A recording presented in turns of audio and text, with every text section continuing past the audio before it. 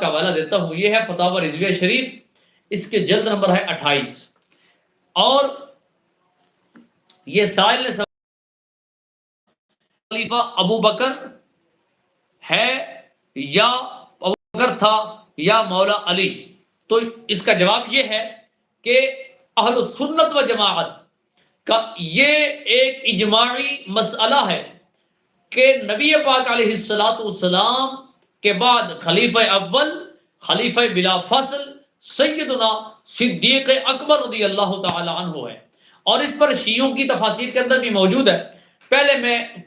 اہل سنت و جماعت کی کتاب سے حوالہ دیتا ہوں، اس کے بعد روافض کی کتاب کا حوالہ دوں گا۔ یہ فتاوی رضویہ شریف ہے، فتاوی رضویہ شریف، اس کی جلد نمبر ہے 28 اور اس کا صفحہ نمبر ہے 420۔ امام اہل سنت الشاہ امام محمد احمد رضا خان فاضل بریلوی رضی اللہ تعالی عنہ ارشاد فرماتے ہیں